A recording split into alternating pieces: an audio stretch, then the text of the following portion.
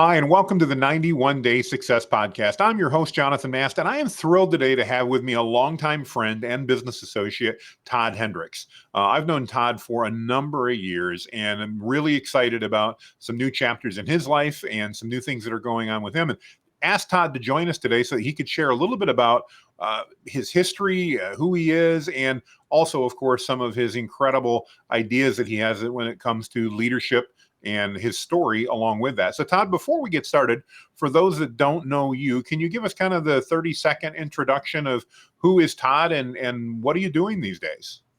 Thanks, Jonathan. I appreciate that. Who is Todd? That's a complex answer. There's a lot of depth there. It's a long story, probably 3 cups of coffee. I guess the short version is started in education. I was a teacher and an assistant principal for well over a decade, and then moved out of that into the real estate sector, and that's its own testimony in and of itself. So that was an interesting story. And then I say in the past year or so, started looking at some past experiences in my own life and seeing, wow, this is really a skill set that could be used to help people in a different way. So I started a life coaching business and leadership consulting business. So throughout my journey in education and then in real estate, I have been nonstop throughout my entire career, guiding and coaching people in life through decisions, whether it's getting your homework done, whether it's not punching Tommy in the face at lunch, or making life decisions like buying a house, or why are you buying a house, or you're buying a house because you're getting divorced, and then people will just dump that on me, and just kind of guiding people through major life decisions. And so getting into the life coaching was like, man, this is really just a continuation of how I do life already. So I guess that's the short version. No, that's cool. And I look forward to delving into some more of that. You and I obviously have known each other for years. We had a great conversation the other day, and looking forward to having some additional ones there. But talk to me a little bit about the coaching and consulting. Obviously, as long as I've known you, you've been really a mentor type figure. That's just who you are. You're one of those wise men in my life. But talk to me a little bit about that coaching and consulting. I love you shared a little bit about how, whether that was as an administrator and you were teaching people not to why not to punch Peter in the face at lunch, or why you talk to me a little bit about that, and maybe specifically to our audience, who again, mainly we're talking business owners, entrepreneurs, professional salespeople. What type of value can they find, whether it's with you or anybody else, in getting a coach to help them? What value does that coach bring to them? If you can, kind of a multiple faceted question, but can you share some of that? Objective advice. Not to sound cold or harsh, but I'm not you. I'm not in your life. And so when you ask me advice or how to approach certain things, I'm going to look at it through the lens of what is the best solution? How can we get there the quickest? And what things need to get fixed along the way to that solution? A lot of times, if you and I are talking about like a past relationship or something that's stressing you out, well, I don't have that emotional baggage because it's not my relationship. So I can look at that a little bit more objectively. Some of the solutions that I would look at would also be more objective and not emotion based. And oftentimes emotion, I mean, Jonathan, you're married. You know what emotions do when you make decisions. Amen. So I think that's just part of it, is like having that objective third party. Like my wife and I had a difference of ideas this past week, and it had nothing to do with the end result. We were on the same page with the end result, but how we got there was completely different. And it took us a couple minutes to figure out, like, oh, we're really going to the same place and we agree. We just don't sound like we agree right now. And, had you been standing there and been like, whoa, hey guys, you're saying the same thing, would have been like, oh, okay, yeah. So I am about efficiency. And that doesn't necessarily mean plowing ahead without dealing with things that need to be dealt with. But I also don't want to sit in something longer than it needs to be sat in, if that makes sense. The old phrase of, if you're going through hell, don't stop. Absolutely. So No, that makes a ton of sense, and I certainly can appreciate that. And yes, being a married man, I can so relate to what you talked about.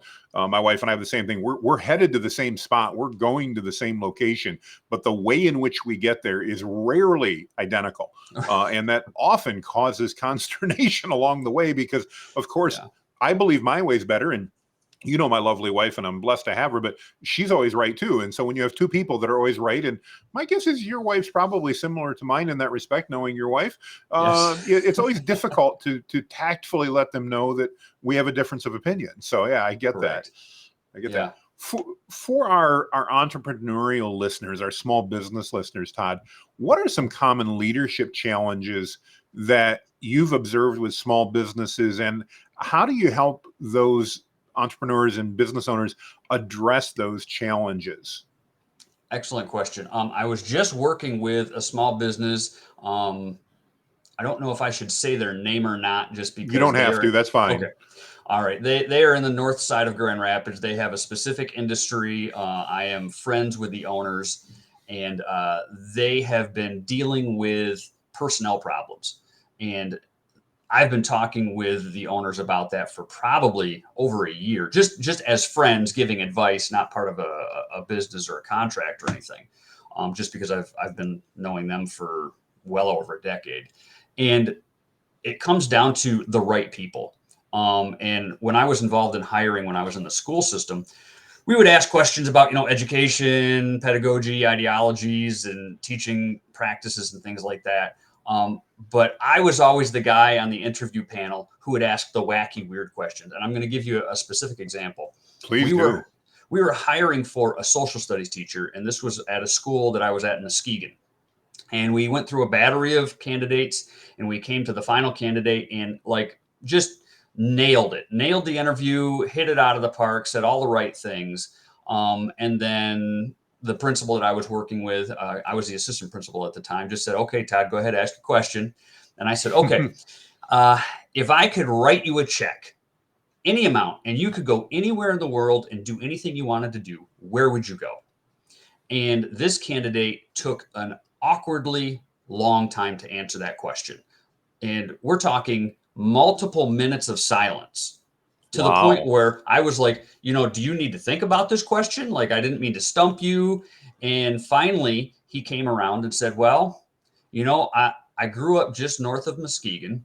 I've lived there my entire life. My family's there. My friends are there. I don't really have a desire to travel. I've only left the state a few times. Really, I guess I really wouldn't go anywhere. So I don't think that would be a useful, gift for me. And I said, okay, that's fair answer. There's no right answer to this question. Thank you very much. Candidate left, shut the door, and I said, don't hire this guy. And everybody on the panel said, what are you talking about? He answered all the questions great, except your question, you didn't like it. And I said, you have to think about what he said. We are hiring a social studies teacher who's going to teach U.S. history and world history to our students, and he has zero desire to know anything about anybody else but where he's from. Does that make sense? Really good insight. Absolutely. Absolutely. And so I said, that's not the guy for us. He is of a certain demographic. All of our students are of a different demographic. He's not had experience with that demographic of students and doesn't desire to know anything about anybody else. So what did we do? I got outnumbered, so they hired him anyways. And then a week before the school year started, he got a job offer from his home district. He took it and left us in the lurch. And so my principal came back to me and said, okay, Todd, okay, you win on that one. A great example. And, it reminds me in hiring, it's definitely not one of my favorite things to do. It's better than firing, but it's not the greatest. But it reminds me of a question that I learned this past year, that similar, very different question, but gives you interesting insight. There is no right or wrong. And that question, and we've been asking it probably for the last year, is, Todd, describe to me how you would make a grilled cheese sandwich. And it's been amazing to hear people talk. And now, again, there is no right or wrong answer to that. But when we're hiring for a sales position, I can tell a lot about the way they answer that as to whether or not they're going to be good at sales. If I'm hiring for a project manager, I can tell a lot about their skill sets based on how they answer that question. Again, there are no right or wrongs, but I know our current project manager is an example. When she was asked that question, she went into sufficient detail and described each step far more than I would have, my type A personality, ADD. I would have been, well, you grab 2 pieces of bread, you get some butter, you get some cheese, you throw it in the pan, you heat it up. When the one side's brown and the cheese starts melting, you flip it, and then when it's done, you eat it. Look for some tomato soup. I would have been done. Yeah. And again, it's just very different. So that question reminds me of the same, and I think really demonstrates the type of insight that you can help businesses with as that objective third party. Like you said, you're not emotionally tied to it. You're not in the middle of that situation. So you can look at it more objectively. From your coaching experience and just life experience, do you find that business owners are open to that type of coaching? I mean, I look at it admittedly as, and I'm going to date myself, but if Michael Jordan, who is probably the best basketball player of all time, and I'm not a sports nut, but the guy was amazing. If he needed a coach, or if Tiger Woods needed a coach, or any other professional athlete needed a coach, they're already in the pinnacle. They're in that top 0.1%, but they've got a coach to be better. Lord knows I need one to be, whether that's a better father, a better husband, a better businessman. I mean, realistically, that's my perspective. I'm just curious, because it's not something I talk about a lot. Is that a perspective that's shared by a lot of business owners or not? Or what do you see as you talk to business owners and entrepreneurs when it comes to coaching? It depends on the mindset of the person that I'm talking to. So specifically that business, the friends of mine north of Grand Rapids that I was referencing earlier, they are owners and managers. So they are in the store on a regular basis. They kind of built it from the ground up. They're also kind of staff. They're there throughout the week as well. So they are emotionally tied to the feedback that I give them. So it's been a little difficult. And it's a husband-wife team. And sometimes the husband will have a difference of opinion with his wife on how to do certain things. He is much like you. He's the salesman. He can sell ice cubes to a polar bear in Antarctica. That's his job. He's fantastic at it. And his wife is more of kind of like the business side. But because of their schedules, those roles are reversed for them. And I'm like, that's not going to work for you, because you are expecting her to do the things that you excel at. She's not. She's an introvert. So like doing the books, that's great for her to do, but that's what you're doing. And then you want her out on the sales floor. Yes, she's a beautiful woman. That's fantastic, but she doesn't sell like you do. And so when sales dip, you're kind of shooting yourself in the foot. And it's hard for him to take feedback from me on that, because one, I think we're very close friends. And then secondly, in order to do that, he has to have an open mindset to receive that feedback. And having a mindset to adjust is very difficult for certain people to have if they're not used to doing it. So I'm gonna go into your sports world that you talked about. And if you remember, Disney did a movie about the 1984 U.S. hockey team. Absolutely, yeah. And if you remember the line where the coach said, "I'm not looking for the best players. I'm looking for the right players." And that is so key. That is business. That is education. That is coaching. That is everything.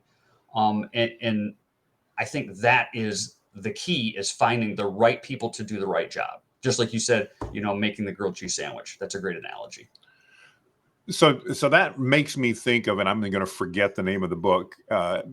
Forgive me, because it's a major book. But one of the major business books out there talks about, it's not only the right people, but making sure the right people are in the right seats. And as you talk about your customer there and the husband and wife team, I can relate, because I'm in the sales role. My wife handles operations and does it far better than I ever could. I've joked for years. As you know, I just recently left the company to start a new agency, but prior to that, I joked for years that if it wasn't for her, the company would have been 3 people, myself and 2 people looking for jobs, because I'm not good at that operational stuff. I would drive people crazy. I'm good at selling. I'm good at that. But I'm not good at the delivery. And I can see how, again, as you were saying, having the wife up front to sell just isn't what she's naturally inclined to do. Therefore, it's not going to be well. Talk to me about that importance. I think it's Good to Great. That's the book. There it comes. Yes, I'm familiar with that book. Talk to me about the right people in the right seats. I know in my experience, I've had sometimes the right people, maybe not the best, but the right people, but they've been in the wrong seats. And talk to me about, as a business owner, how do you figure out that maybe you have the right person, but they're just in the wrong seat on the bus? Well, I think you need to identify who your employees are and what they're doing. There's an analogy that I like to use a lot, and it's if you think about a wagon, like you pull your kids in the wagon, and on that wagon, in or around that wagon, there are 4 types of people, and you have the leader, whether it be the business owner or project manager, whoever, who is pulling that wagon in a specific direction because they know what the final destination is. So you have either 1 or 2 wagon pullers because they're pulling that wagon in that direction. Then you have 80% of the rest of the organization is sitting in the wagon, and they're like, we're going wherever. It doesn't matter. We're in the wagon. Let's go. We're game for anything. And those are most of your employees who are just along for the ride, and you tell them to do something and they're like, okay, we'll do it. Then you have another 5 to 10% that are behind the wagon, pushing the wagon, because they're the cheerleaders. They are on board. They are going the extra mile. They believe in the vision, the mission of the organization, and they want to help the leaders succeed. So they're going to help push that wagon. And then you have another 2 to 5% that are sitting next to the wagon, trying to pull the wheels off, because they're grumpy, they're toxic, they don't agree, and they're going to find something wrong with everything. And those people are in every sort of organization. I'm very involved in my local church, and I just talked to my pastor about this. And I said, look, our church has these 4 types of people. And he started thinking about it, and he was very, objective and wouldn't say names, but I could see some light bulbs going off in his head, like, oh yeah, they are a wheel puller offer, aren't they? And I was like, yes, they are, because they don't agree with the vision, or it's not their thing. So they're going to try to sabotage that in some way. So for employers or business leaders or organizational leaders to identify those 4 different types of people is very key. And it might not, like the people who are pulling the wheels off the wagon, they might not be malicious in doing so, but there is going to be something that they do that is not in line with the direction that the leader is trying to take them. That's a great analogy. As a business owner and an entrepreneur, what do you recommend we do with those people? I mean, you're right, they exist all the time. What do we do with those people that are trying to pull it off? Do we try to fix that situation, to get them on board, to catch the vision? Do we just kick them off the team? What's the best process? Because I'm assuming it's not a one size fits all answer, but what process should we be going through as business owners and entrepreneurs when we identify that person? So there's another, I'm full of analogies. I'm sorry, but go ahead. No, okay. These are good. So this one comes from a hobby of mine that I used to participate in, not so much anymore, but I used to be, John, I think you know that I used to be in martial arts a lot. And my martial arts instructor would always say, in certain situations, you need to be the rock, but in most situations, you need to be the water. And I thought about that, and I was like, that's really good, because rocks don't move. Like yeah. But water goes all the way around the rock. And I think as leaders, as entrepreneurs, as business owners, we need to be flexible. We need to be able to maneuver whatever situation we're in. And my big thing, wherever I'm at, I'm always like, let's talk about it. So I referenced, last week when my wife and I had a difference of opinion, it was like, okay, let's just talk about it.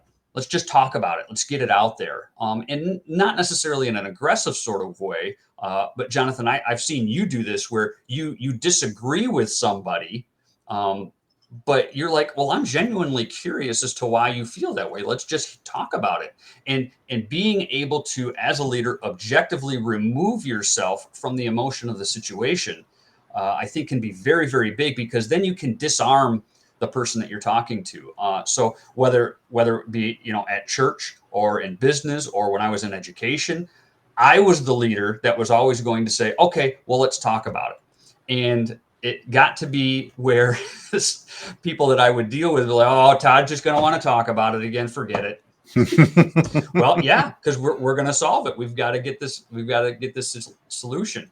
So I think being able to just have those conversations, come alongside your employee and say, hey, look, I notice that we're going in this direction and you don't seem to like that. Talk to me about why you don't like that. And just put it out there. Not be subversive, not beat around the bush, but just, I like to say, call the baby ugly. You don't Sure. like this, and I understand that. But we've got to figure it out. So let's call the baby ugly. You don't like it. Let's talk about it. Give me some solutions. And my thing, whenever I'm in a conversation, I'm going to ask, okay, well, what is a solution that you think would be workable? Because we're not going to just whine and complain about it. We have to be solution oriented. We have to be driving towards a solution. So I whether it love that. be, fitness, I work out a lot and I'm into fitness or education, business, even real estate. We've had to do this. Like, okay, I had a transaction where we were kind of at odds and we were not getting this transaction done. And so finally I just called the other realtor and I said, okay, look, we're at odds here. We both have clients that want to sell and want to buy. You and I both want to complete this transaction because that's how we make our living. How can we work towards a solution? And what are some solutions that you think we could have? Here are mine. And we eventually worked through that and got it done. So just striving forward. I love that advice. And I think that's super effective when you've got somebody like that, because my guess is a lot of times those people trying to pull the wheels off, part of the reason they're trying to do that is they don't feel like they're being heard. They don't feel like they're being listened to. And by giving them an opportunity to now come to you with what, Todd, what would you recommend? What would you like to see happen? Doesn't mean you have to do it, but just by being open to hearing their perspective, I'm guessing really takes a lot of the wind out of their sails, so to speak, as it comes to trying to cause problems in that. Not Yes. always, but I bet that solves a lot of those issues very, very, very quickly. Yeah.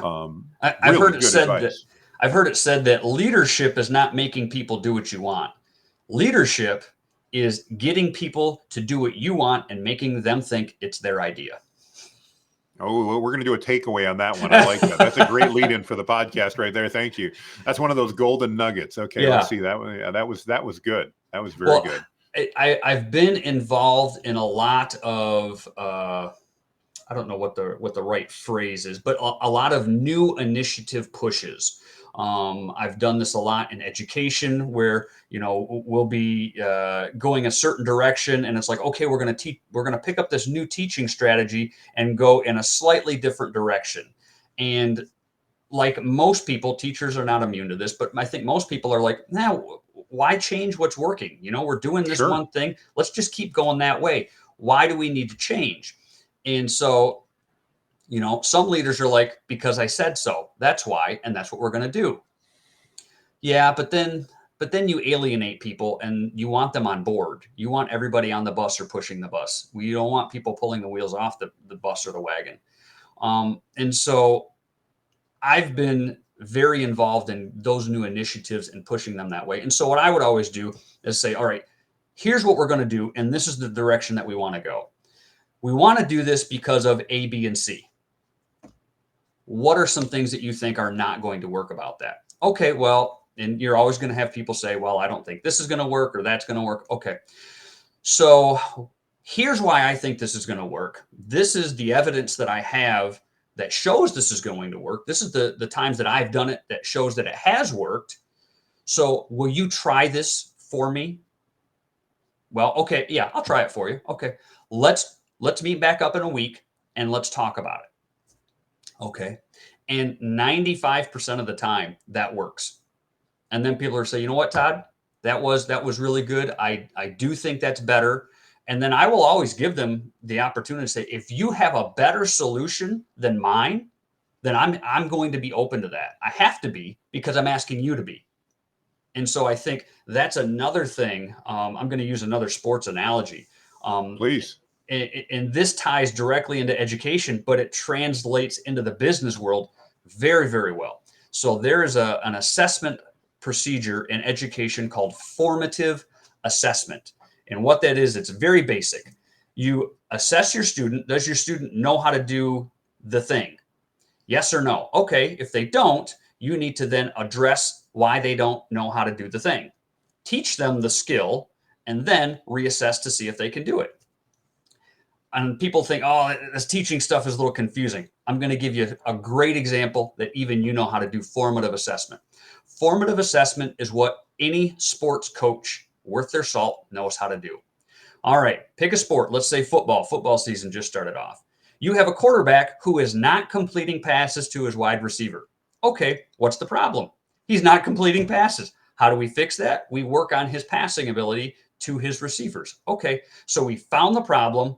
We're addressing the problem. Now we're going to see if he can redo the skill. That's formative assessment in a nutshell. And that's what I think business leaders need to figure out how to do. And I think the good ones know how to do it. They just don't have a name for it. I can see that as you're describing some of that. I can think of people that I know that are really good at doing a particular thing. And I'm like, oh, yeah, they're good at that. And you're right. I've never maybe heard it called that, but they've developed those skills, or they have those skills. And I can certainly see how bringing you in as a disinterested third party, that non-emotional, can really help fast track to that. And, I asked earlier about why coaches. And I think in my mind, that's one of the reasons I value coaches so much. As you know, I've had coaches pretty much most of my adult life in various aspects, whether it was teaching me how to be a better husband, whether it was being a better dad, whether it was being a better business person, most of it in business, obviously. But you're right. It's that ability to look at things and to fast track my learning by not having to necessarily go through all of the hard knocks, because somebody can help me cut through that and blaze that trail through the forest without me having to cut down all the trees myself in the process. So I love that. I love that. Yeah. Talk to me a little bit. You've got really, and from my perspective, Todd, and from how I know you, you've got really three key areas that over the last decade or so have really influenced you. One being obviously your career as a school administrator and in education. The other being in real estate and the things that brought to you. And certainly, I know, as you are my favorite realtor, bar none. And I know that's going to irritate a few other realtors that I know, but I'm sorry. That's the way it goes. You're not on the podcast. And I just love the way you guys deal with things, and really the integrity by which you've served is, we've bought multiple properties and sold multiple properties with you, and the integrity has always been top notch. And now obviously coaching and leadership, but also your church. So the three things, obviously real estate, the schools and or education, and your church. Talk to me about how those three have all influenced you to where you're at today and helped you make that decision to say, look, I can do this coaching and I can add value to the customers that I work with. That's a great question. I think like everybody else, everything is intertwined in my life. So there's not one thing that is overarching above all the rest. But I Sure. think my experience as an educator defined me. And as a little boy, I wanted to be a police officer and a special operations soldier and all that cool stuff. And now I kind of look at that stuff and I'm like, man, I don't know, I might be too much of a sissy to do all that stuff. But I think, well, I take that back. I'm going to be fluid. I think being a teacher is what Todd is. That's what I am. That's who I am. Okay. Whether it is at church, whether I'm teaching at church, whether it's in real estate, I approach that very much as a teacher. And I think your experiences with me is I make sure that you understand every piece of the process of buying or selling a property so that you can make the best decisions possible. And that's how I approached education. Like, if you don't know how to do something, I need to make sure that you know how to do it so that you can be successful. And just in life, and that's how I was handling my friends who had the business north of Grand Rapids as well. It's like, okay, these are the things that you're not doing well. Here are some things that you can put in place that will make those processes easier for you. And I think just teaching and being that educator. So that's how I approached real estate is I'm going to teach my clients. I'm going to educate them in this process so that they can make good decisions. And I can't tell you how many clients who have said, I've bought and sold a couple properties and no other realtor has ever told me that thing before. And it's like, well, I apologize for them, but you should have known this. This is Sure. part of the process and you need to know that so that you can make a good decision. Oh, I appreciate that. That makes so much sense.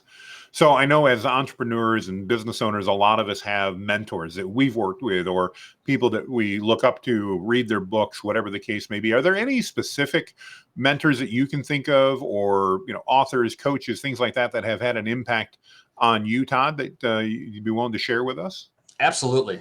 And this is kind of a funny thing, but I am huge into modern military history.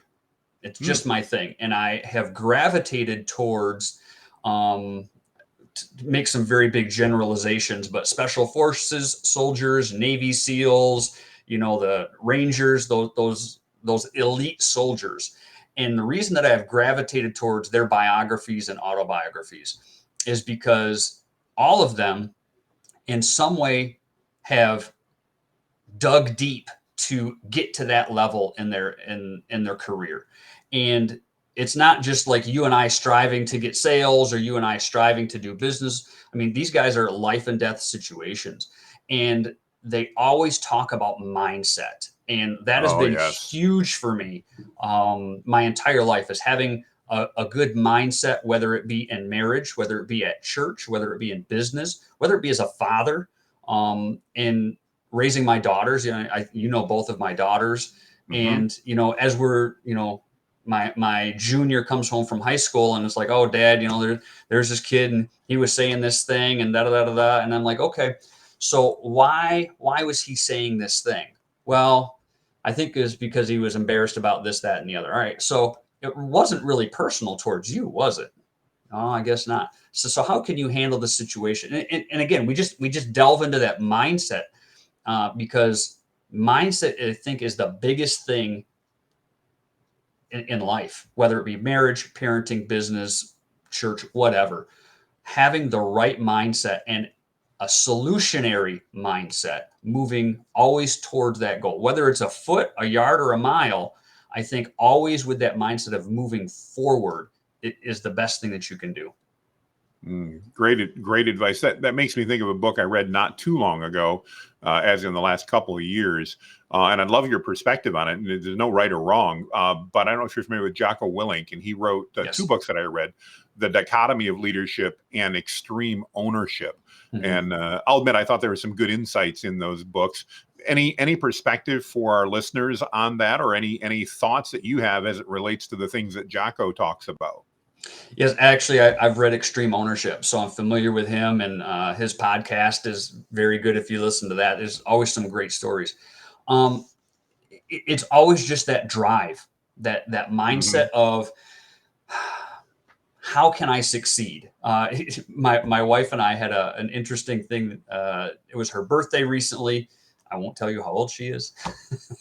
She'll appreciate um, that. yes, right, because I don't want to get in trouble later. But we were joking around and she said, well, we've got to figure out how to do this thing. And I was like, well, can we do this thing and also this thing here? And she's like, you're always angling for something, aren't you? And I said, no, because that makes it sound bad. But I'm always trying to figure out how I can have what I want and do it the way that I want to do it. And I said, I don't think I don't think that's a negative thing. I don't think that's a Mm. negative desire on my part. But like, how can we go out to dinner and get ice cream at the same time? I like that idea. Let's figure that out, and simple, easy stuff like that. But um, we're looking at, my daughter has to do some job shadowing for school. And so we were thinking about having her go to work with my wife. And one of the rules is you cannot go to the place of employment where you have an immediate family member working, because they think that's, just going to be fluff and Sure. it's not going to be a real experience. Well, her boss said, well, our business is technically two businesses. So if she came and viewed on this side of the business, you're not technically employed there. Love it. I Everybody said, I wins, like right? this guy. Yeah, everybody wins. So whether it's dealing with yourself or dealing with employees, finding a way that everybody can get a win, man, that really propels things forward. And I did a post about this a couple days ago. If you can move forward an inch, that's better than not moving forward at all. And sometimes you just have a day where it's just going to be an inch. Sometimes you're going to hit it out of the park and you're going to hit a home run, which is fantastic. Most days are not that. Most days So are true. just a step or two. So true. Well, that leads me to another question I want to ask. You know me, and I'm big into helping people create that omnipresence online, the topical authority, and all that. And without any help from me, and I don't want to take any credit, you've been like everywhere in my social media feeds, and every place I go, Todd's videos are showing up, and your posts are showing up. Talk to me just a little bit about what you've done there. And again, I know it's not what you do, but you've been really successful in making progress and doing things to launch your new coaching business. Like I said, I see you everywhere now. Talk to the audience a little bit. What have you been doing there to launch that coaching side of the business, and how's that been working for you? It's been different for me because it's not something that I've done before. And I'm not a social media guy. I'd rather just go hang out and have a cup of coffee than be on technology. I had to have a friend of mine show me how to post on Instagram when I first started, because it's like I would just get on there just to look at other people's stuff. And there's Jonathan Mast. There's Jonathan Mast all the time. Jonathan Mast. I'm like, man, this guy's good. How do I get like him? And so then it was like, hey, how do I do this? And wait, where's my camera roll? And it was kind of embarrassing. But again, I'm big into quotes, and I heard somebody when I was trying to figure out how to do this stuff online, and they said, done is better than perfect. Oh, And I yes. was like, oh man, that's good. That's good. Because Jonathan, like you, I'm type A, where I got to have everything, don't look at the mess behind me now that you're looking at it. But I am very big into process and procedures and everything being, I love bullet points, checklists. If I do something at the end of the day that's not on my checklist, I go write it down just so I can cross it off, and the mindset of done is better than perfect. Yeah, I need to be out there and I need to get it done. It doesn't need to be done perfectly, though some things do need to be done perfectly, and those things that I take care with. But just getting things done, that's important. And so like our local public library has a Monday night fest where they invite local vendors to sell some goods, and they have a food truck there, and there's an old guy with a guitar who's singing off key, but hey, he's out there having a great time. And it's just a very very small local community event.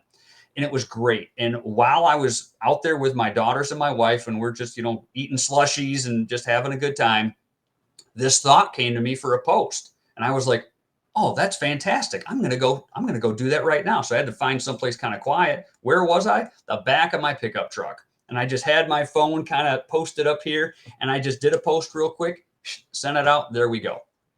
And because it's the thought that matters, not perfect background lighting, not, somebody with long flowing hair and a perfectly colored beard or anything like that. But, Jonathan, you gave me that advice not too long ago. If your content is quality, that's what really matters. And so that's what I go with. Well, I appreciate you sharing that. Like I said, I cannot take any of the credit for that, although we've certainly talked about it over the years. You've taken that initiative and you've done it, and it's worked. And I know that's something a lot of people struggle with. So I appreciate you sharing your story on that. Well, Todd, as you also know, the name of our podcast is the 91 Day Success Podcast. And normally I ask guests if they had to start over with just $1,000 to launch a business. They had their living expenses taken care of, but they had $1,000 to put into a business. What would they do in the first 91 days or 3 months to launch that business? But I'd like to ask you a different question if I can, because I'd like to ask you, if you were my coach, my business coach, and I was looking to start a business in 91 days and I had $1,000 to my name, what things might you recommend as a coach? You don't necessarily have to get into the marketing side if you don't want. What things should I be doing to make sure my mindset is right, to deal with the issues that are going to come up, the expectations that are going to be dashed, the success stories that are going to be unexpected? You know, that entrepreneurial journey is like a wave in the ocean. There's highs and then there's crashing lows. And as a business coach, what advice would you give me or anyone else at that point in that first 91-day period? What should they be doing to maintain the best mindset possible, to take the best actions possible? I love, by example, done is better than perfect. But what should they be thinking, doing in order to make sure that they get through that 91 days in the best shape possible? Is that a fair question? Yes, I think it is. I think that's a great question. I really like that. I think what I would do is we're going to start with, and again, I go back to education a lot. That's good. Because there are so many things in education that just span so many parts of your life. I think I am grateful that I was a teacher before I was a father, because I learned so much good parenting skills from being a teacher. And I'm going to go back to some of our formative assessment strategies that we would talk about. And one of the things that we have to do when we talk about formative assessment is we have to figure out what potential problems and setbacks we will encounter. So we have to just put those things out there automatically. And so you talked about the highs and the lows.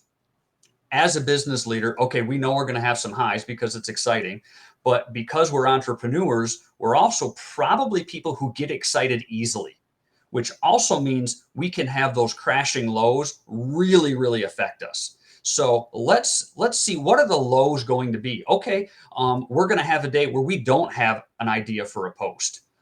So like if you look at the whiteboard behind me, what I do is when I have good ideas, man, I'm a whiteboard guy. I've got 3 of these around my house and I put those up. And when ideas are flowing, I'm just writing them down so that I have them ready for the next day, week, month in advance.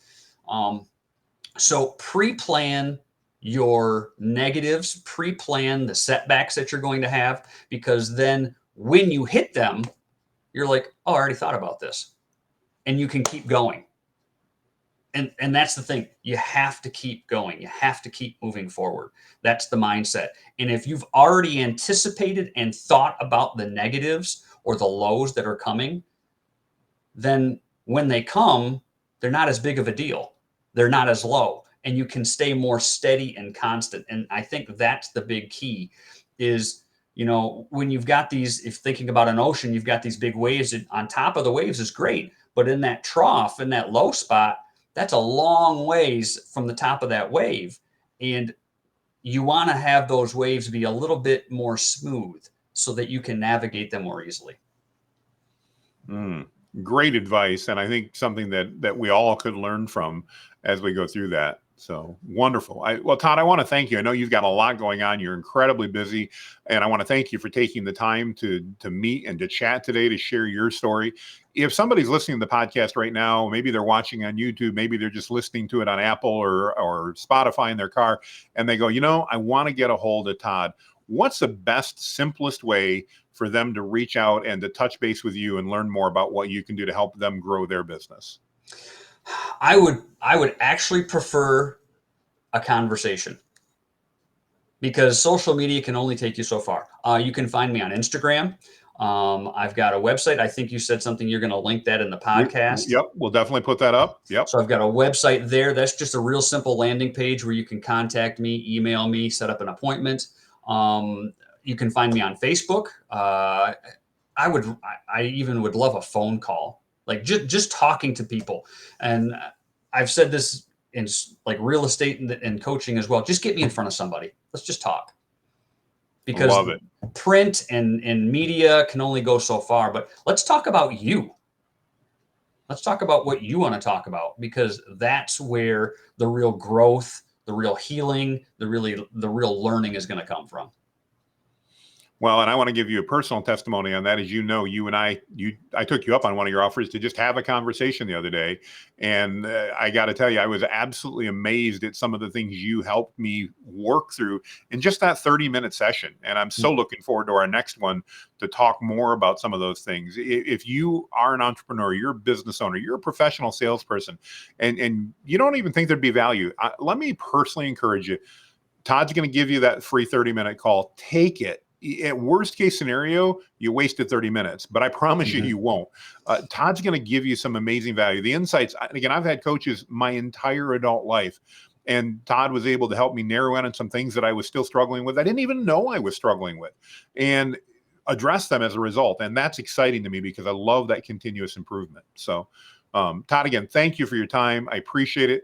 For everybody on the podcast, thank you for listening. We, of course, cherish your attention, and we look forward to seeing you guys on the other side. Make it a great day, everyone.